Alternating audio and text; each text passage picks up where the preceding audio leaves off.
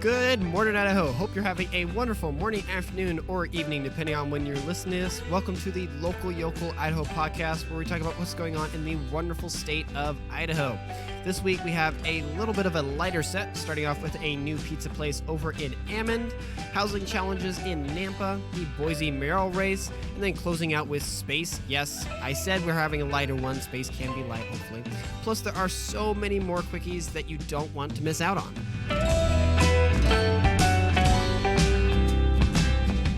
Hey, glad to have you here today. Please join me for the morning banter, where I chat with you guys a little bit before we get into it. But I understand if you're short on time and prefer to skip the banter, you can use the timestamp that is over in the description to jump straight over to the stories. Welcome, and thank you for all that joined me and stayed here for the banter. I know, busy life, you got things to do and different stuff, but I do very much enjoy the banter section to have some time to chat with you guys that was a little bit less focused. Hope you all had a wonderful week. I know for me, it has been another crazy week. I swear, I feel like I say it every time I get on the podcast here, but it really has been. I ended up getting sick the first half of this previous week for you guys. Yeah, previous week.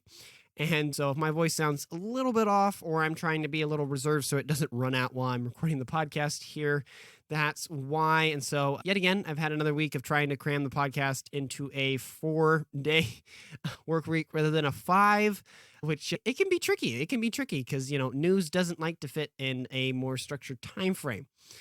But this next one is looking much nicer for me, and I hope for you guys as well, especially with the fog outside.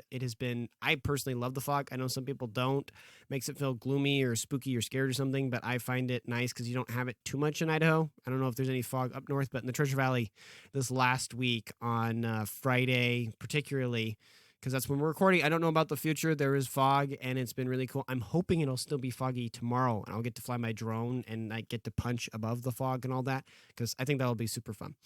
But speaking of very nice things, and I didn't forget, we have John with us again for the 3rd week in a row. We are making this a tradition, I guess. We'll go with tradition. I don't know. Have a tradition to have you on. Hopefully it's just a mainstay. Right? That's my hope. What have you thought thus far of being on this slightly crazy train, which is Local Yokel? I feel like a celebrity. You might have an acting career there with that voice right there. Yeah, that's the hope. Right. Oh, also, I guess kind of flipping around now that it's been like 2, 3, no, it's been more than that since we first had you on. How's stuff with the audiobooks going? So I recently finished up recording for one. It's a book on the Christian Sabbath, and that is currently it's in review at Amazon right now. Oh, cool. So you did it through like Audible? No, actually, I did it directly through a publisher. Ooh, fancy. Yeah, so it was with the publisher Crown and Covenant, and so I'm working directly with them for that book. Nice. What made you choose to go with that book with them? So Crown and Covenant is the publishing arm of the Reformed Presbyterian Church of North America denomination. Fancy. Yeah, right. They're the denomination that my father-in-law is actually an ordained pastor of, and so it was kind of an easy thing. He just kind of got me in touch with the folks that run it over there, and they're doing a new series of books, and this was the one they sent over that they wanted to do first. And so I got to read it, and I got to learn all about Christian Sabbath, and had a pretty good time doing it too. Nice. Yeah, it was a lot of fun. And I've got another book that I started with them. I started reading it on Monday. And then, yeah, I think I've got like 2 or 3 more in that series that I'll be reading for them. So those should be coming, I don't know, early next year. It looks like you got your work cut out. You're nice and full with stuff. And I know I keep shipping more and more things to you, and more things in the works coming, of course. Wink, wink to everyone out there. But speaking of Christian things, and particularly holidays, Thanksgiving and Christmas, As many of you know, I don't have a good feel exactly for how people line up on the holidays and listen to the podcast, but I think in general, most of us really love Christmas, and it almost has its own entire month dedicated to it with December. And it seems like for me this year, particularly to other ones, it's trying to creep into November. And for the record, love Christmas. But I think Christmas personally should stay in December. And also, we have such an amazing holiday that is in November that I feel like should take over the whole month of November, just like Christmas does, which is Thanksgiving. And I feel like Thanksgiving should be a way bigger deal within our culture. Yeah, it makes sense to me. We were talking a little bit before the show about how important the Advent season is when it comes to the Christmas time. And so I agree. I think there's a good time to start doing Christmas, and then there's the rest of the time too. So yeah, Christmas decorations I don't think should go up until after Thanksgiving. Amen. Amen. But as soon as Thanksgiving's over, you got free reign. Yeah, I'm not going to be the Gestapo sitting there and being like, no, yeah, you should not do this. This is not time for that. Not at all. So in the interest of that, and I talked with John with this briefly before we started, I want to share a family tradition with everyone that listens to the podcast. And John here, leading up to Thanksgiving, we'll take pieces of paper and we'll have I think it's called the thankfulness jar or something. I can't remember the name Mother uses for it. But we'll write out something we're thankful for, and we can put it in there. We'll put maybe one thing once a week, whenever people feel like it, in that jar. And then on Thanksgiving, we'll open that jar, and then we'll read all the things we're thankful for the previous year. Obviously, if you want to do that with your family, you're more than welcome to. But I decided I want to adapt it a little bit for the podcast and to kind of get into that spirit for Thanksgiving as it's coming up and to try to encourage that, I think, which is a good thing to be thankful. For each one of the podcast episodes going forward here for the month of November, I and whoever's joining me, prefer hopefully John in that case, will be sharing something we're thankful for in our lives over the last year. And also, if you guys have anything that you want to reach out and let us know that you're thankful for and want to share, I will try to make a point of sharing it and reading it on the show here. All that said, starting off with me and giving John some headroom there if he's needing to think of something, because I'm guilty of that regularly. I'm thankful for the fact that I get to do this show with you all. I know it sounds cliche, and that the Lord has given me the resources and the skills to do it with you. Now doing it almost over a year, which sadly I forgot. I didn't announce that, but I think a week or two ago we hit our 1-year anniversary for the podcast. So woo, applause sound in the background. It's just been an amazing journey to do that, and I'm super, super thankful that the Lord has given me the opportunity and the amazing people it's allowed me to meet and get to talk to, and the connections, and how much more it's allowed me to kind of connect with people in Idaho. But with that said, throwing it back over to John, what are you thankful for this year? Yeah, well, related, Tyler, I'm thankful for you for bringing me on board and inviting me into this crazy thing. So that, but on a grander scale, you probably know this, but listeners don't. So I said I'm an electrical engineer by trade.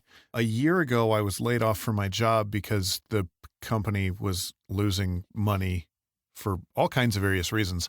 And so I had to find employment. And what I did was, instead of finding another engineering job, which I could have found easily, I decided to try and do things on my own, try and stretch my entrepreneurial muscles, so to say. And this last year has been relatively successful at that. I certainly haven't made as much money as I would have as a licensed electrical engineer, but I think I've laid a lot of good groundwork for things in the future. And also, I've been able to continue working at home and spending time with my kids and my wife and really investing in my family. So I'm thankful to God for the opportunities that I've been given over the last year to pour into that which is most important to me. Also, I've been quite active at church, and having a flexible schedule has helped a lot with that. So those are the things I'm thankful for right now. Yeah, and I think that's wonderful. I know I can totally sympathize with that. And that's another reason, kind of on that same vein of starting the podcast, besides, the conviction of what the podcast could do for people, is trying to further invest in my life to be able to have that. It does take a pay cut there's a certain amount of money. I'm not going to go into that gets paid for in this podcast that I don't expect a cent back from it. But in the hopes and dreams that eventually, with that loss of monetary wealth, right, that it gives me back that time that I'll be able to spend that with the people that it matters most, with family, with church, and other things that I feel like work should work. You should do work for life, not work for it. Work shouldn't be all to its own, and it can be, it's easier to end up in the other one where you work for work. But I think that I'm really glad that I've been able to be a part of that and helping you, John. Also, with that said, repeating again, if you guys have anything you want to share on this as we're going throughout the month, there's local yokel Idaho 2022 at gmail.com. You can email that there. If you want Twitter, I'll get it through that if you at me on it. Also on Spotify. Yeah, it's Spotify if you're using that. Grant, I know a lot of people over there listen to it over on the iTunes. You can send a voice message if it's short enough, time things and all that and everything. If you want to send a voice message of what you're thankful for, we'll try to integrate that here and run it. Or if you want to send an MP3 over there and email as well, we'll do written or voice as well if people are interested. With that said, I'm going to wrap up the banter. We're going to try to keep this train rolling. I'm hoping and praying that we'll get this shorter than an hour. That is the aim. We're going to keep trying to improve on that. It is a hope and prayer that maybe it'll be my Christmas wish this year once we get to that point in the year. But moving on from the morning banter and over to news.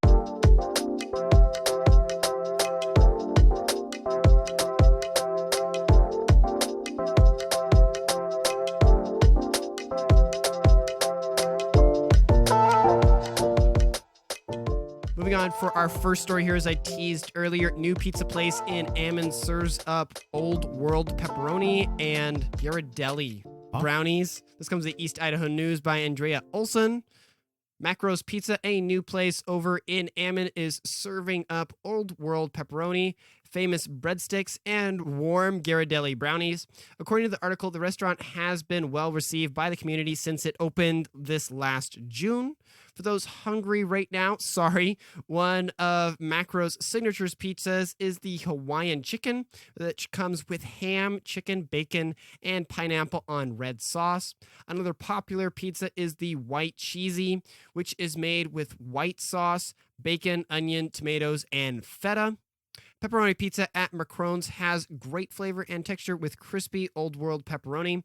The restaurant also offers a variety of other pizzas, as well as breadsticks, wings, desserts, and much more. For those interested in dropping by, Macrone's Pizza is located at 2729 East Sunnyside Road in Ammon and is open every day from 11 a.m. to 11 p.m. So for all you people that are out there late, you'll be able to get yourself a slice of pizza, just not early in the morning. Early birds, I cannot quite get it there, which I know it's something that we all love. It's actually kind of funny side note as we were preparing for the script, because me and John kind of have some time. John was eating some pizza before we jumped in the script, so it's a little advantageous there. Yep, I've still got one of the slices here. It's Costco pizza, which... That's good stuff. Oh, yeah, it's great in terms of bang for your buck, I guess. Right. Did you get because Costco, they have like the fresh ones, and then they have you can get theirs, but they're actually frozen. They're out back by where is it? By like I want to say poultry, but that's wrong. The butchery? No. Yeah, back in the deli area. Deli, thank you. Yeah, no, we typically get the fresh made ones. And because our family is large enough, what we'll do is we'll get one that's cheese and then 2 pepperonis, and that will serve us for at least one meal, if not 2 or 3. Yeah, those are big ones. How what diameter are they, or what size are they? Do you know? Really big. John's like, don't put me on the spot. Don't do that. Don't. Dude, I don't know. They're just huge. That's all I know. Have you had any of the Papa Murphy ones? I have, and I like them, but my stomach does not, apparently. Oh, no. Oh, yeah. No, we used to do Papa Murphy's on a regular basis, and I loved their like calzone pizzas. Those things were amazing. Nice. Because it was the pizza with the the crust on top as well. And those are fantastic. Wait, what? How does that work? Crust on top? Because I know you have the crust on the side, right? Well, okay, so I guess dough. It's more like it's like a pie. There's a top to it. Oh, there's like a covering. So like you've got the meat and everything, but there's like a thin layer of dough that like goes over the toppings or stuff. Huh. I've never seen that there. Now I'm going to have to like, Oh, yeah. maybe go find that. I'm curious how that tastes. Oh, it was fantastic. It was so good. But my stomach would rebel every time I ate it. So we stopped getting Papa Murphy's. Oh, years and years ago. I don't remember the last time I ate it. But yeah, that used to be a go-to. At this point, though, so I've discovered that Winco actually makes pretty good pre-made pizza dough. They do. And so we'll get that. Or my wife has started making pizza dough from scratch. And I prefer the pizza dough from scratch, but it takes time and preparation and other such things. So it doesn't always work that way. Well, let me give you a cheat code there. You can use a bread machine to do the pizza dough for you. Yeah, see, we don't have a bread machine. We've got a KitchenAid, and she works wonders with that. A bread machine might be in our future. I don't know. I see them a ton at thrift stores. Yeah. We had one growing up, and it was awesome. I derailed you. You did. Gosh, man. I was telling a story. Yeah, seriously. So we'll get the pizza dough either from Winco or we'll make it. And then my goal when I make pizza is always to have as thin a crust as possible and as much toppings on it as possible, because I view the crust as more a toppings conveyance device. So that's what my pizza becomes, and I love it. Is there any topping that is 100% necessary and always has to be there? For me, it ends up being pepperoni. Like I love pepperoni. And now here's the other thing I've loved. I've loved kind of doing so if you get deep dish Chicago style pizza, then they'll do an interesting thing. They'll have their pie crust pizza, and then they'll layer the bottom of it with their meat before the sauce goes in. So the meat goes on the bottom, and then the cheese goes on top of that, and then the sauce goes on top of the cheese. Mm-hmm. And what that does is it actually has the grease and the fat and the oil from the meat drips down into the dough on the bottom. And then the dough on the bottom becomes like crispy and oily, and it's wonderful. And especially if you're doing it in like an iron skillet, then it's glorious. But yeah, so I've started doing something like that. So I'll like layer the whole bottom of my pizza with pepperoni, and then put the sauce on, and then the cheese on, and then I'll add all of the other things. And it typically ends up being like bacon and sausage and ham and pineapple and jalapenos. And I'll have to find the name of it, but I tried there's this one pizza place over in Eagle, and if we don't get to it in this episode, someone, if you really want to know about this place, just there we go, tweet, message, whatever, I'll tell you. But that it's like a drive-through, and you go through it or whatever, and they don't actually have like a really dedicated sitting down area, and you buy it by the slice. Bit expensive. I think per slice is like $2-3 a slice. But it was the first place I'd ever been introduced to having pizza with a little bit of balsamic on top. Oh. I have found that I really like that on some pizzas. Like if you've got like a Swedish type of tomato sauce, and then maybe you've got the kind of like savoriness of some bacon or ham on there, and then you add kind of the pungentness of the balsamic, just a little bit, not too much. It's actually really, really good. That sounds really good. Yeah, and it's something that most people have around their house, and I never thought to put it on a pizza. I probably wouldn't have either, but that sounds really good. Yeah. I know Blaze Pizza also offers it, because I went there, which there again, if, when we come to chains, personally, my favorite like go-to chain is like Blaze Pizza in the Valley, because I got hooked on kind of like fire oven baked pizzas when I went up to Lewiston, Clarkson area for the first time, where there again, I'll plug it. Tomato Brothers up there has some of the best pizza I've ever had, and they have like a wood oven up there. It's full on traditional. Sadly, Blaze Pizza doesn't have it as traditional. I think they use like a propane or gas or something. but it gets the closest that I can get in the valley. But Blaze Pizza, you can like order it all ahead, and they do have balsamic and that and everything, which they've become my go-to because of the quality of the pizza and then also the amount of options they offer. Yeah, that sounds fantastic.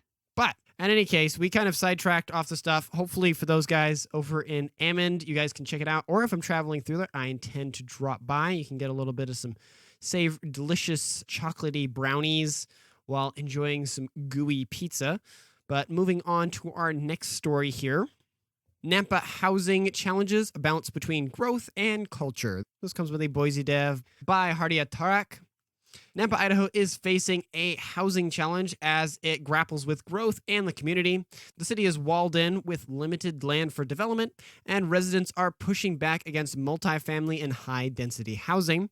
However, city planners say these types of housing are necessary to meet the needs of Nampa's growing population and to keep housing affordable. They're also working to infill vacant land in the city center with housing, which will reduce the need to spread out further into agricultural land. Residents' concerns about traffic and mixed housing types are understandable, but Rebus, Boise State professor of business and economics, says that they are often based on misconceptions about low-income housing. He argues that multi-family and high-density housing are essential for making housing more affordable for everyone.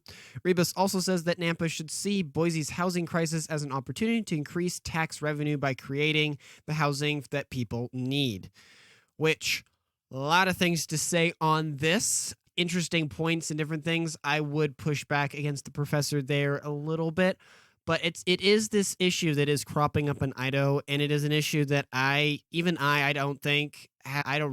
have a great answer for how to solve it. You see many different areas in the valley taking different approaches. I know Emmett has just said, hey, we're not going to limit housing, but we're just going to limit the size of how each lot has to be. And also trying to generate tax revenue for each one, or kind of a fund to then help with the infrastructure that's needed for all those new houses. You see other areas where Boise, with the current, we'll see if she still is after next week, Lauren McLean trying to go for more apartments. You see that in Meridian everywhere, where there's just apartments everywhere. And then you kind of see Nampa and Caldwell, I feel like, playing this sideline game where they're watching all these players. They're watching Boise and Emmett and Meridian and Eagle do their things and trying to choose and figure out, well, what's best for us, because we don't want to do what Kuna did, where they, hiked prices so high that like the development down there, barely anyone moves there, and economic growth just kind of stagnated. So it's this weird dichotomy right now. Yeah, it's an interesting thing. I don't know. My knee-jerk reaction is when you start talking increasing tax revenue by creating housing. So the question that comes to my mind is, all right, so how are we increasing tax revenue? Is it from property taxes? Because I kind of firmly disagree with property taxes. And I realize kind of firmly is doesn't really make sense, but I firmly disagree with property taxes. You haven't planted your flag on the issue. I have. It just, I don't know. Fair enough. Right. It's the whole thing. No, I bought it. It's mine. I own it. You shouldn't be able to repossess it from me just because I'm not paying you some money every once in a while. No, I'm not renting land from the government. I bought it. I own it. It's mine. Get off my lawn. I mean, that's the problem I have with HOAs, but I can also see the argument being like, hey, you're a resident of the community, and if you're part of a resident of that community, then the residency of where you live there is the way that we tie the taxes needed for the upkeep of the services that are in your community. Well, and at that point, it's not a tax. It's we as the community are going to get together and decide that we are all going to pay for these services to keep our neighborhood looking nice. Cool. If you want to be in an HOA neighborhood, go for it. I hate them. Agreed. But that doesn't mean they're inherently bad. But I can opt out of paying for an HOA by not living in an HOA neighborhood. I can't opt out of paying taxes on my land. I mean, you can move further out of town where if you're in city limits, your property tax is going to be higher because there's more services that you're pulling on. Sure.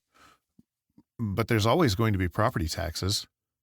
See, so, if you're talking about property taxes, then I would disagree with that as tax revenue. Now, if you're talking about income tax, I might still have a problem with that one, but that one I have less of a problem with. And so if you're taxing someone on the location they work when they're getting paid, okay, I guess. I don't know. So that's my first knee-jerk reaction. After that, I don't really know. Man, people need places to live, and there's lots of people moving here. I don't really have a problem with multifamily housing. I know people say that, or you get the impression that multifamily housing brings in lower ladder economic people. I don't know how to phrase that in a way that makes sense. People that make less money because you have less money to spend on housing. But we need all kinds of different levels of economically viable housing for everyone to live in. Like, not all jobs pay $80,000 to $150,000 to $300,000, and there are a lot of people living on less than that. So they should have a place to live too. Yeah. I mean, one thing I will point out that they gave in the article, which, take the good and the bad here. I think it's a good thing that the city council in Nampa trying to thread this needle, which it is a tight needle. It's a needle between trying to make sure that housing prices in Nampa just don't explode because the amount of available market is so slim, so the value skyrockets. But then also trying to be respectful of their constituents who don't want Nampa to become some just complete suburban everywhere type of place. And I think they've done the best first approach to that, which is saying, hey, in the city center closer into town, no one's going to balk about apartments near downtown Nampa in a sense, because there's already bigger buildings. It's downtown. People expect downtown to have the bigger buildings, to have the busier streets. And so trying to put the apartments in there, right, I think makes a lot of sense. Build up that density. You don't have to worry about losing that beautiful farmland or things, right? You've already got maybe some older historical buildings that could be converted into some really pretty nice apartments, right, that add to the overall architecture and the beauty of downtown Nampa. And for people who are like, hey, yeah, I'm living in an apartment, but also like I'm in the heart of downtown Nampa and all the cool services and the quick accessibility that comes with the freeway and stuff. So I think that's a good turn. Granted, like I kind of alluded to earlier, I kind of push back on him talking about, misconceptions. There are some with low-income housing, but when you're talking about low-income housing, you've already predetermined, in a sense, a little bit the type of people you're going to see ending up there. I'm not saying all people that are low-income are going to be all the same, that, like, you can't judge a book by its cover all the time, right? But that with low-income housing, you're going to be probably having new young people that might not know quite how to live life. They're learning that comes with its own things, right? They're going to have less discretionary income to spend on the place around them. They also don't own the property, so they might not take care of it as well as they might, and all those different things. I'm not saying it's 100% that, but you want to balance the amount of apartments you're putting in with the amount of traditional homes, because average, from what I've read, when you have the average homeowner tenant, that owns a piece of property compared to renting, they take a lot better care of it and overall are better, what's the word I'm looking for? They give more into better steward, but they also give more back to the community. The amount that you see those people being involved in local events and the amount they are investing back into their local city. Yeah, that makes sense. I don't know. When you designate housing as low income, you have to build it in such a way that it's cheap. And cheap things tend to be treated cheaply. Right. So I get that. I understand. It is a tightrope. Now, as you're talking about inner city, but like metropolitan apartments, chances are good those are going to be pretty pricey, if not so pricey that they're actually more expensive than buying a house in the suburbs. And who knows, that might be a good thing. Now the people in the inner city of Nampa, what's the Nampa inner city? Downtown Nampa? Yeah, right. I use the word inner city though, and like that's It's not like were you're we talking from about some Detroit? bigger city. Yeah, you're like, there's the inner Exactly. city of the Gosh. valley. We're not that Yeah, big the inner yet, city of John. Nampa. It's one block. I mean, it does have its downtown. crime history. I guess it's taking on the role in Caldwell I used to have in the valley. Yeah, sure, something like that. But yeah, downtown Nampa. If you turn downtown Nampa into kind of the hipster apartment complex where the people or the young people with the really good jobs want to go live because it's downtown and they can walk everywhere and it's really cool and Right. like cool. Now you're opening up housing for other people in other places. So I don't know. It seems to me like it's kind of a numbers game. We just need more housing. We need more available units in more places. So Right. make it happen, I guess. Yeah, I mean, if I were sitting, and there again, I'm only 21, so what do I know sometimes? But if I were sitting there on the city council and trying to tackle this, my initial thing would be like, okay, keep doing what we're doing with downtown, right? If we're looking at our planning and zoning for downtown, don't make downtown all commercial. Intersperse apartments and houses downtown so people can live downtown, and I think that'll just be good for the overall community in the downtown Nampa area. Also might help with traffic. I don't know. That's a different thing. But also on the flip side, saying cool, but let houses being built on the countryside, but just limit them to lot size. And then as this town grows, then you can revisit if those lot sizes need to be adjusted. That, okay, do we need to rezone these to be this size of house or whatever? Because I think that's just a natural I think some towns, when you see them, especially in the development phase, they start with, it's a small town and then an explosion of growth happens. And then you have two towns. One sits there and is doing what I think Nampa is doing, which I think is a good thing. They build up the center as much as they can, and then they just kind of build rings out from there.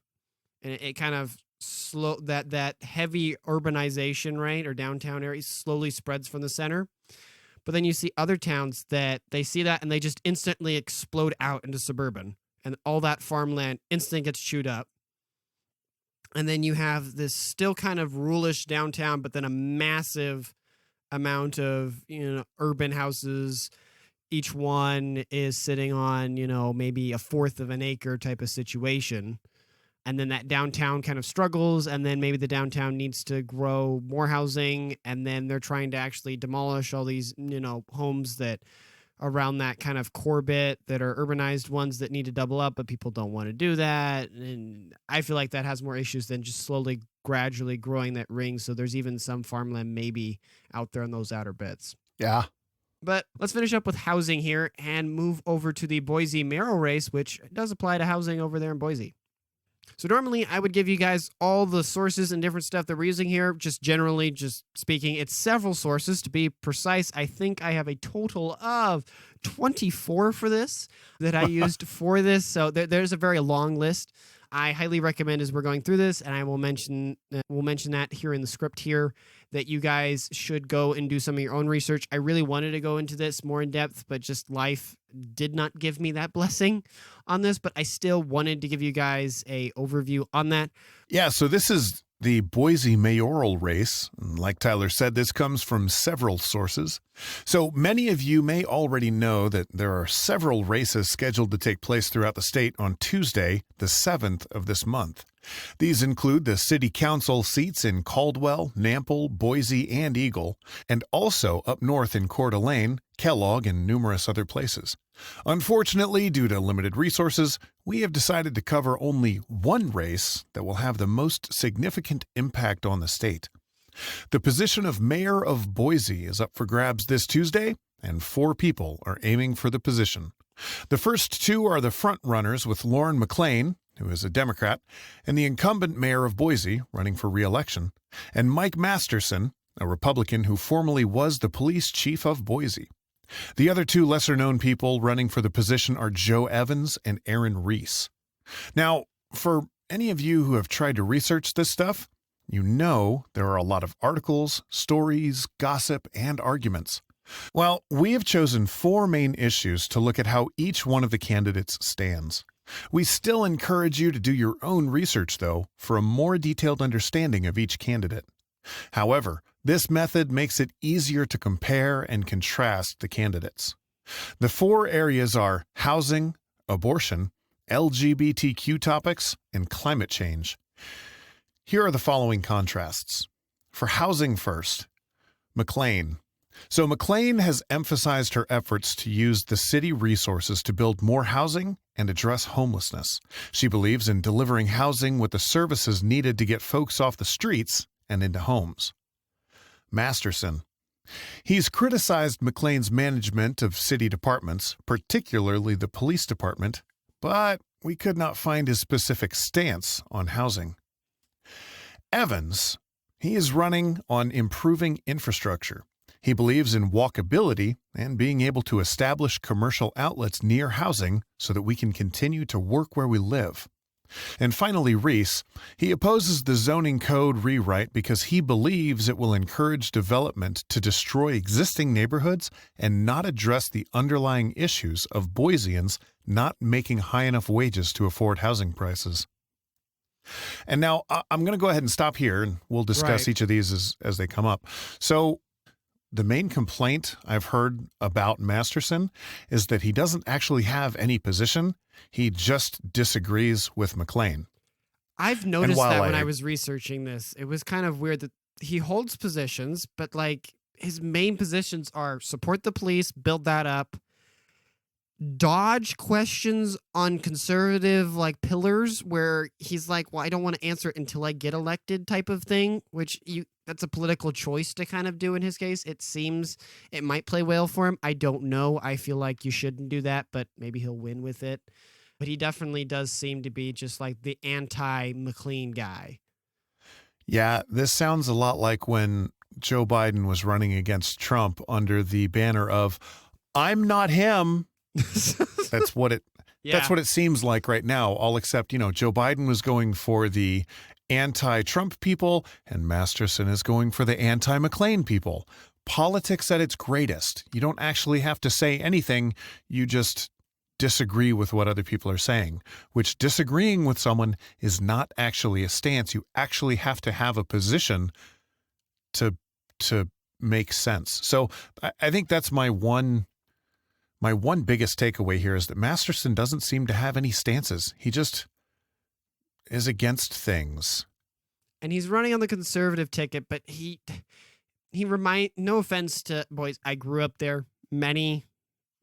I grew up, we'll believe it at that, there in Boise, but that the type of kind of with both our governor and with the mayor, kind of a habit within Boise of not sometimes having a really thick spine. You'll see that in some of those things where everyone's trying to be wishy-washy. And don't get me wrong. I think it's a nice thing that Idahoans have. We have a habit of we don't want fight. We want things to go smoothly and everyone to get along. And so we don't sometimes like to publicly make hard lines, and we try to constantly make concessions in both ways. But sadly, I think we've seen in politics that doesn't go great. And we're seeing that playing out in Idaho, where you see people in Boise, they're like, well, I don't like that these things are happening. I don't like that it's expensive to live here. I don't like the crime rate. I don't believe in LGBTQ values or other things. But then they're struggling with, but that means I have to vote for a candidate that stands for something. But I really want him to just be nice. But and this back and forth, it's really interesting to see with this current mayoral race. Yeah. So I don't know. I don't know if I can truly support Masterson, but I'm of the party that I like him because he's not McLean. Anyway, so next issue, moving on to abortion. So McLean's stance is that she's not explicitly stated her stance on abortion, as we could find. However, she does follow all, if not most, of her left-leaning causes. So it's probably a safe assumption that she is pro-abortion. Masterson has not explicitly stated his stance on abortion in the search that we did. Now, Evans, well, he also, wow. Do any of these people have a stance on abortion? Goodness gracious. Not publicly that I could. Wow. Evans apparently also does not have a specific stance, and Reese's campaign is focused on a person's right to bodily autonomy, which would include abortions. So it seems like Reese is the only one with a stance on abortion, and everyone else is just kind of like, toss the hot potato. Goodness gracious. I'll just toe the party line. There again, Masterson dodges the ball a lot from what I've read in literature, different debates and things, which it's a political thing. You even see it at the presidential things where he'll take a topic, he'll sort of answer it, and then he'll spin it to use it as a moment to attack his opponent rather than actually grappling and answering. It doesn't seem like, from what I've heard or what I went over, I could have missed something in my research, that he really gets pinned down often. Yeah. Well, so apparently nobody has any stances. Awesome. Party line it is. LGBTQ issues. So for McLean, as many of you can guess, she's taken a strong pro-LGBTQ stance during her time in office, depending the city's role in supporting queer Boiseans. And for Masterson, shock of shocks, we weren't able to find a specific stance. The same for Evans. He apparently also doesn't have a stance. And Reese has stated that he supports people's rights to bodily autonomy, which I guess includes transgenderism and everything else. So apparently also still no one has any real opinions. So awesome. The right-leaning part of America, personally, and I sound like I'm on a soapbox here as we're reading through these, could learn something. That look at the one really left-leaning candidate on here. They'll take a stance, even if it hurts them. They'll take a stance. Conservatives, learn from that. Just because it's a left-leaning person doesn't mean we can't learn from that playbook and we can't understand the truths that are being there. Even if it hurts you, it's better that you stand on something than this wishy-washy thing. Yeah, well, and it's what we see with the Iverton window. Iverton? It's not the Iverson. Iverton. It's the Overton window. Wow, Iverson was a basketball player. I don't know what Iverton is, but the Overton window, there we go. So the Overton window is the distance there is from the left to the right, or I guess the difference between 2 points of view. Okay. At least generally. So as the left has gotten more and more left, the right has actually shifted their position to the left. We've leaned lefter. Right. So everything is shifting left. The Overton window is shifting further and further left. And so as the people on the left go further and further, well, that shifts the window, which means that the people on the right, whose opinions haven't changed, are now outside the Overton window. They're outside what's normal and good and considered right. For a healthy balance of society. Exactly. And so as leftists push more left, the Overton window shifts to the left, which is why when you look at national politics, it seems like Democrats are for a lot of things and Republicans are just kind of along for the ride for the same things the Democrats are, but like in 3 years. Yeah, it's delayed type of thing.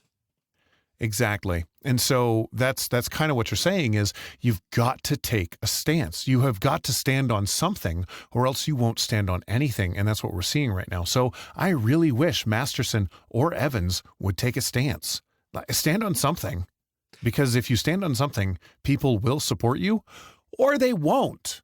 But the thing that drives me a bit mad as we're going through this, and, you know, I sadly couldn't bring everything to bear that I was chewing over because of a rushed timeline on this, but Evans, I really wish he'd stand up on more things, because when he does stand on things, he's usually pretty good. And honestly, if as cliche as this might sound, if McLean wasn't as bad as she is, if that makes sense, if she wasn't as bad as she is, I don't think Masterson would be nearly as high in the race as he is. I honestly think Evans would be more in that number 2, number 1 running position for mayor. But because everyone, I think a good chunk of Boise is very frustrated and mad and dislikes McLean because she's gone so far left that it's kind of disjointed from just normal Idaho culture that exists around it, that Masterson could just leap onto that train and it's a really easy ride for him to ride to the top. Plus, you know, he's also got that back name of being the police chief that he can kind of pull on and be like, I've been in politics, I've kind of done some of these things, and Also, with all the police different things where you see other areas with Nampa and Caldwell really investing in their police force and enabling them and giving the tools they need. I've heard from friends that are in that field in the Treasure Valley, and they're like, yeah, you couldn't pay me enough to go work for Boise because of the way that their police system has worked. I don't know the details, but I've heard that from them, and I trust them. Yeah. All right, so moving then to climate change. So McLean has a strong support of climate change initiatives at the city of Boise. She pushed for Boise to enact a goal to have all city facilities powered by clean energy by 2030, and has since enacted a goal for the broader Boise community to be carbon neutral by 2050. Masterson, shock of shocks, has no specific stance that we could find. Evans actually believes something. He believes that climate change is real, and that if it is man-made, we can reverse it. If it isn't, we can prepare for it. He mentions the benefits of geothermal, solar, and hydropower. And Reese, we were not able to find any specific stance. So there you go. There's climate change. At least Evans and McLean have a position. Right. I mean, I don't 100% stand behind Evans, but I do agree with his idea of geothermal and hydropower. I kind of like the idea of someone supporting our hydropower dams when it's like the main thing that generates power in Idaho and it works like really well. Right? I mean, hydro is great. Geothermal is great. I think the biggest, and we talked about this a couple weeks ago, but is nuclear. I think that's the biggest. That's the biggest one that will solve problems right now. Yeah, don't tempt me on that. I don't want to get off on a rant, but you know me and nuclear. If I start, and people listening long enough will know. Right? But it's just the statement that we should be more for nuclear energy. Period. End of story. That's it. And leaving it and adding a little bit on that and then leaving it at that. I'm doing my best. I'm doing my best. I'm restraining that Idaho is specifically, uniquely, one might even say God-inspired, shall we say here, set in a position amazingly to be a leader in nuclear out of any other state that I know of. Granted, I do know my expertise is in Idaho, so I might be a little skewed, but Idaho has an amazing golden ticket waiting for us to just accept and fund and look into with nuclear in the state. But for any of you guys looking forward to the polls, or maybe not, that gives you guys kind of a little bit more of an overview that's going on there in Boise. Also, you can check all the different links and resources. I got a ton in there from different Idaho Public Radio, different debates that have happened with the Boise Dev. There are different pages and stuff. And so hopefully that gives you a resource for your own research that can be a little quicker so you don't have to run through the mire of finding all this different stuff. And then also just on the topic of elections, and this is very loose. If you guys need help finding any of these resources, let me know. There's also elections happening over in Caldwell for the city council. If I remember correctly, there might be a mayoral race over in Meridian. And also, I think it's on the same day. I might be wrong. Actually, no, I take that back. It is later. I think it's coming. Well, when is it? Anywho, it's coming up soon. We'll put it that way. I will try to find a date for it. But just a friendly reminder for all the Republicans out there, this year in Idaho, we will have a caucus that will be happening to decide the Republican nominee that Idaho will be voting for president. And so don't forget about that. Please look into that. Please be researching, looking for your locations. And also, I know they're going to need a lot of help for that. So if anyone is curious out there for helping with that, please do reach out. And above all else, it might be tricky, it might take time, but in any of these things, please vote, especially in these local elections and things. The matter of a couple votes can make a huge, huge difference. All right, now coming to our final one and fun one, and one that doesn't have a ton to do with politics for all those that want to break from it: space and the final frontier, plus Idaho. This comes by the Coeur d'Alene and Post Falls Press by Caroline Lobsinger. Up in Sandpoint Saturday, the Space Point, a new observatory at the University of Idaho Sandpoint Organic Agriculture Center. Oh, cool. Didn't know that existed. Just launched. The observatory is designed to create interest in and a pipeline to all aspects of the space industry. The observatory was built using shipping containers with a retractable roof, allowing the use of the Spacepoint's powerful telescope with a 14-inch reflector. The telescope station will take up half of the observatory, with a control room taking up the other half. The observatory will also be able to be accessed remotely, allowing schools and others to book time at the facility from anywhere in the state. The durable nature of the shipping containers will enable it to stand up to the region's rather tough weather. Spacepoint has plans to add any number of features and functions as it grows, and would also love to build a network of similar observatories across the state. Yes, I want to go to one of these, especially one that's closer than Sandpoint. Spaceport founder Kyle Averill says that every career and every job on Earth will be needed in space as people continue to reach out into the universe. He envisions people will eventually be living on Mars and beyond someday, and that there will be a need for plumbers, electricians, skilled trades, chemists, artists, gardeners, and many more in the space industry. Averill and his wife, Roxanne, were inspired to start Sandpoint by their love for the outdoors and their desire to create an interest in and a pipeline for the space industry. The observatory launch was held last Saturday, beginning with a reception at 5 p.m. and a ribbon-cutting ceremony at 6 p.m. They also had a tinfoil hat contest planned, very funny, as it was a Jupiter viewing party, which I think this is super cool. If anyone has listened, I think I've talked about it. I may have not have, but I am a bit of a space nerd. Granted, for any of you that aren't big into space, a little bit of a quick lesson, I guess. There are different types of space nerds. That I am the space nerd that is like stuck in the rockets and things. Now, if you sit there and ask me to go find a constellation in the sky, I should probably learn how to do that, but I am a little inept at that. But if you show me a rocket, I'll be like, oh yeah, that's a closed stage, that they're using kerosene fuel for that. You know, I can talk about the different upper stages, substages, different like technical engineering going into the rockets, the different satellites, the missions that are currently going on, launches. I mean, if someone were to sit down and, you know, the average pert guy sits there and like, hey, honey, I don't want to miss the NFL game that's coming up. I'm the equivalent with space launch. It's like, oh, that thing's coming on. I've got to wake up at like 6 a.m. to catch that launch that's happening down, you know, in South America because I'm like, I got to see. I want to watch it live. So this is really cool to see. I wonder if it'll be something that they'll open up to the public because the remote aspect, they said they're going to do it for schools, but I wonder if there's like, you could pay to like access in because they're going to have fiber up there at the college, which is super cool. That is cool. Yeah, I don't know. Like, space stuff is cool, man. Yeah, I mean, it's space. How much more cool could you get? It's just kind of that.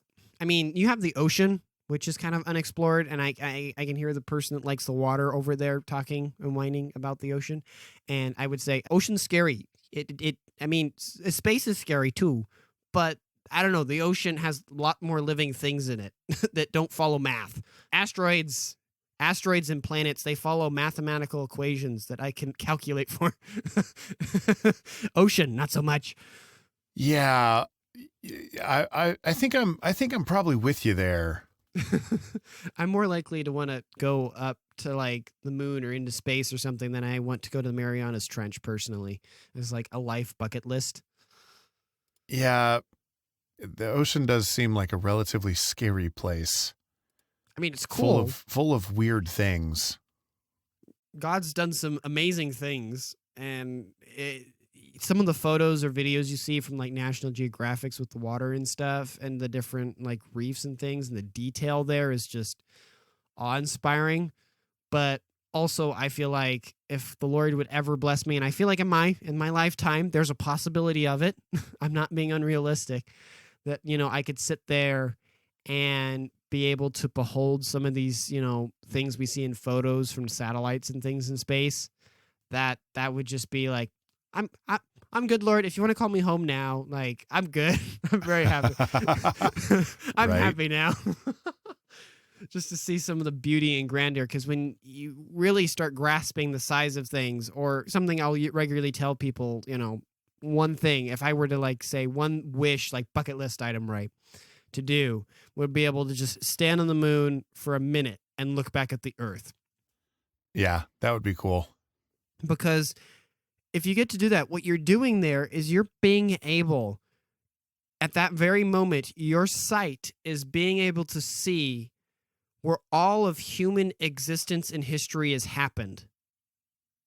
And that's in your field of view. You're being able to observe the place and all of human history in a sense that has existed and ever happened right before you when you sit on the moon and look at Earth, which is such a profound thing to think about. And to be able to say you've done that. That's kind of crazy. That for me, hands down. Yeah. That's an interesting perspective on that. That's interesting. Space is a really cool thing.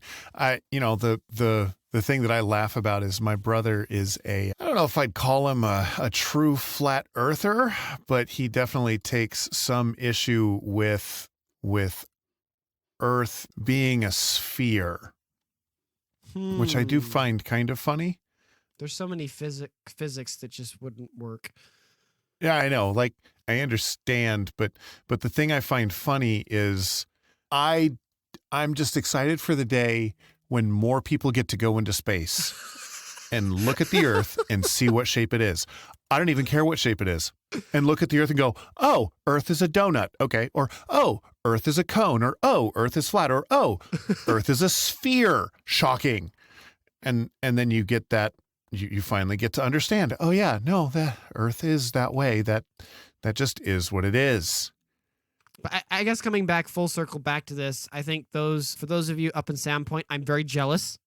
I'm very, very jealous. You get this cool new telescope to go enjoy, especially probably with the lack of light pollution you guys have up there, to enjoy it even more. Probably another reason why they put it there.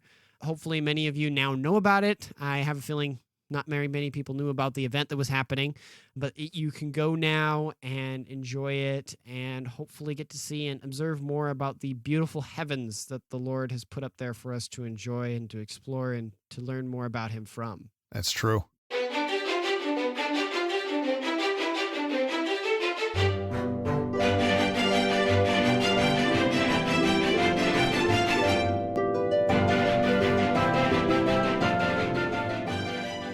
Now, moving into the Quickies, these are stories, for those of you that are listening for the first time, are stories that didn't make the cut for a full one up in the top section of the episode, but I still wanted you guys to know about and are interesting and relevant about Idaho. Our first one here, and keeping kind of with the Ammon theme, Ammon to host the first ever Eggnog Fun Run. This comes by the East Idaho News by Andrea Olson. Definitely a fun one. The city of Ammon is hosting its first ever Eggnog Fun Run on Saturday, November 11th at 2 p.m. at McCowan Park. The race is a mile long on the quarter-mile course, and participants must drink 8 ounces of Red Deer eggnog before each lap. The idea for the Eggnogathon came from Miller's neighbor, who told him about a similar event she had participated in while in college in Arizona. The Eggnogathon is also an opportunity to donate non-perishable food items, unwrapped toys, or winter clothing. Participants who contribute will receive a card for free French toast from Kneaders. The entry fee is $10 and only cash will be accepted. So just a heads up for you guys out there that want to use your cashless methods. Walk-ups are welcome, but the Millers say they cannot guarantee that everyone will receive a t-shirt or swag bag, as they are only available for those who pre-registered. All proceeds from the race will benefit the Community Food Basket at Idaho Falls, EICAP, and the American Legion. Miller is excited about the new event and is encouraging people to come out and participate. He said, quote, "This is a fun run. We're not really keeping time. Show up in a costume if you want, drink some eggnog, walk, run, have a good time." So then moving on down to Boise, we have Boise spends $100,000 in Sanchez's council seat fight. This comes from the Boise Dev by Margaret Carmel. The Boise City Council has approved a resolution to increase the contract with a law firm to $149,000 to cover the cost of defending the city against a lawsuit filed by former city council member Lisa Sanchez. Sanchez sued the city after she was removed from her seat after inadvertently moving outside her district. The city has already paid $106,000 to defend the suit, and the increased contract amount will allow room for the city to cover costs if Sanchez appeals. The city spokesperson said that the city retained outside counsel to avoid any conflict of interest, as the city's own lawyers would have represented Sanchez in her previous role as a council member. Sanchez initially planned to run for a third term this November, but announced that she would not be seeking re-election due to a fellowship she has with the U.S. Department of Housing and Urban Development, which would make her subject to the Hatch Act, which prevents political activities by federal employees. And speaking of political things and things that get a little hot in the courts lately, Idaho files to dismiss abortion lawsuit. This comes by KTVB7 by staff. An update on the ongoing battle on the topic of abortion in the state, which has been quite a hot one after the overturning of Roe v. Wade. Idaho has filed a motion to dismiss a lawsuit challenging the state's abortion law. The lawsuit was filed by the Center of Reproductive Rights on the behalf of 4 women and 2 doctors who are arguing that the lawsuit puts the women in danger by preventing local doctors from providing abortions to treat their unsafe pregnancies. The state's motion to dismiss argues that the Center for Reproductive Rights does not have the grounds to sue because Idaho's Supreme Court has already ruled that the state's constitution does not contain a right to abortion. However, the Center for Reproductive Rights argues that the state is misconstruing their claims and that the Idaho Constitution guarantees every Idahoan the right to enjoy life, pursue happiness, and secure their safety. The judge is set to hear the motion in December, and the trial is likely to happen in November of 2024. And then moving over to Bingham County, the Bingham County Republicans failed to disqualify Idaho GOP lawyer in lawsuit. This comes from the East Idaho News by Mary Boyle. As we have been covering in the last couple of weeks, over in Bingham County, there is a fight currently being held between the Idaho State GOP and the County GOP. This last week, a district court judge ruled that Brian Smith, the Idaho Republican Party's lawyer, can continue to represent the party in a lawsuit brought by the Bingham County Republican Central Committee. The BCRCC has argued that Smith should be disqualified because he was privy to information about the lawsuit before it was filed and because he is serving on the review panel overseeing an internal hearing about the BCRCC's objection to Moon nullifying the election results. However, the judge found that the BRCC had not shown good cause for disqualifying Smith. He said that there was no evidence that Smith had spoken to Matt Thompson, the newly elected president of the BRCC, about the grievance, and that Smith is not covered by party-neutral laws because the appeal of Moon's actions has not happened yet. The judge did caution Smith that if he sits on the BRCC's panel, the BRCC's disqualification motion may ripen into a valid objection to his further representation of the Idaho Republican Party. And then coming back to the Valley and to a store that many of us on the west end of the Valley, especially those that have been around for a little bit, will remember the farm store in Nampa to close after 47 years. This comes by the Boise Dev by Autumn Robertsons. The farm store in Nampa is closing after 47 years in business. Owner Larry Bishop says he's ready to retire and his 2 daughters are not interested in taking over the business. The farm store has been a Bishop family business since 1974 when the Bishop's father opened the flagship store in downtown Boise. At one point, there were 12 farm stores locations around Idaho and Oregon. I didn't even know that. But all but the Nampa store have since closed. Bishop says the farm store survived by selling merchandise at a discounted price. He says they were able to buy products cheaper when fads were out of style and then sell them at a discount to consumers. The farm store is currently having a sale to clear out its merchandise. Bishop says that they're looking at the end of December to close the shop for good, but it depends on how fast merchandise sells. Which, side note, I usually don't put banner on this, but I will admit I have been there many times. They're wonderfully sweet people and the business is great. I fully intend to try to drop by there one more time before they close and this Idaho classic of the western half of the valley goes away. Well, in staying in the valley, we have 7 retail pads planned for Karcher Road development.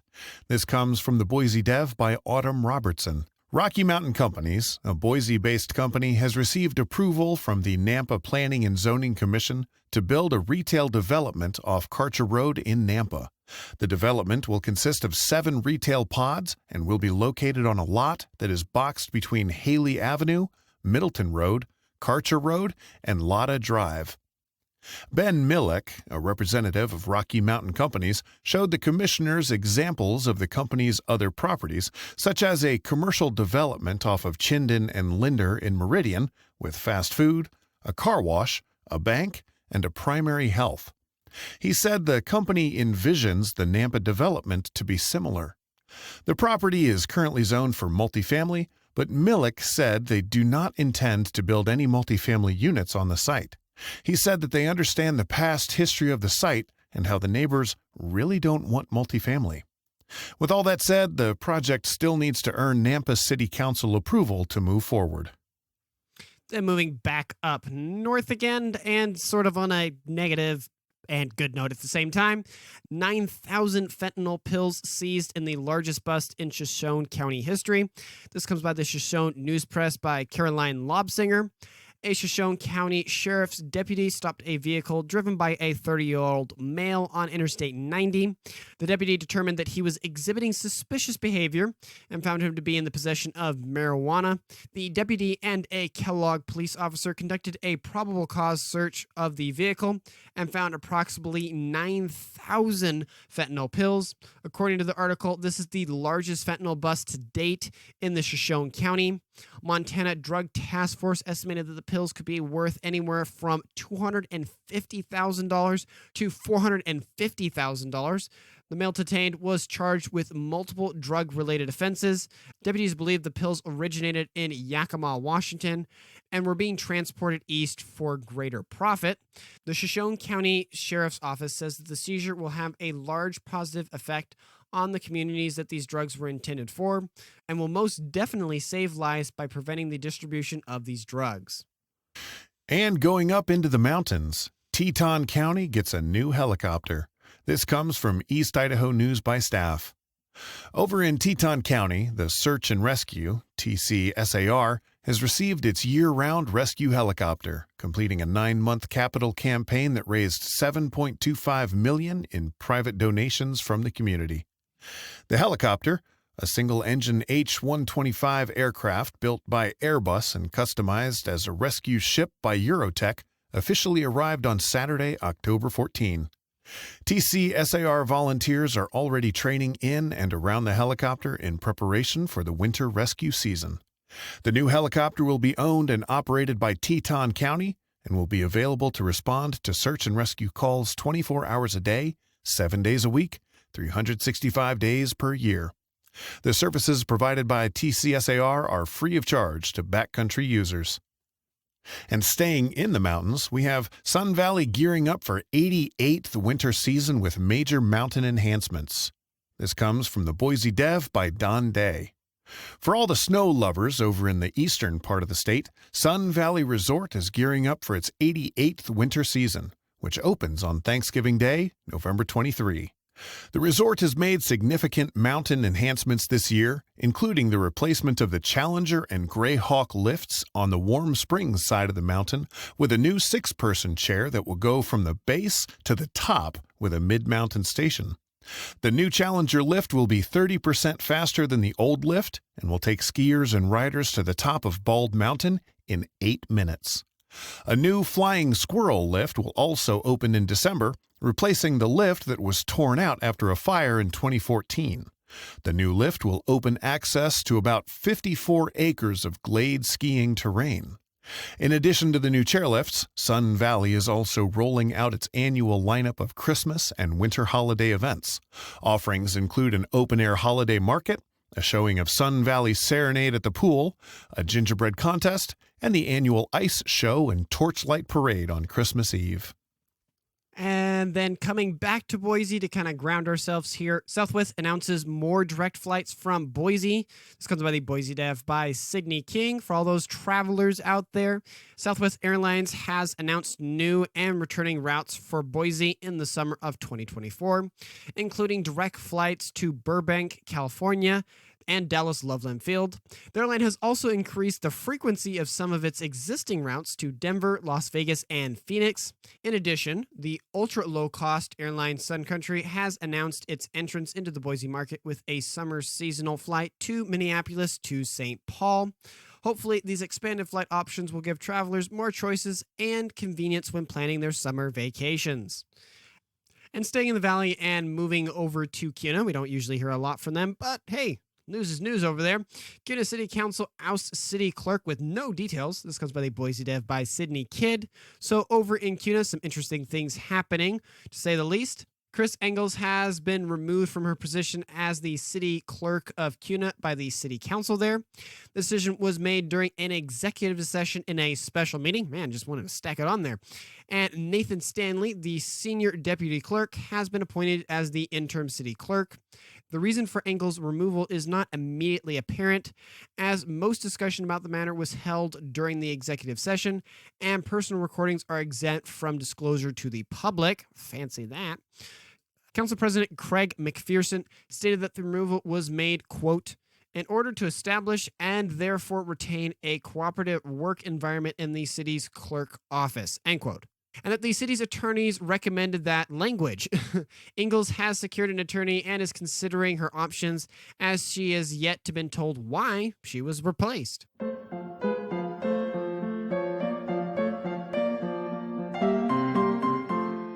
And wrapping it up here, thank you for listening to the entire podcast. I sincerely hope you found it enjoyable and valuable. If I missed any important points or provided incorrect information, please feel free to reach out to me via email at localyocalidaho2022@gmail.com or on Twitter by tweeting me at localyocalidaho. With the small team we have here, we're not able to cover everything, but we do our best to cover the most interesting and important stories. Thank you for your continued support and assistance. That's all for now, and I wish you a fantastic rest of your week. Godspeed.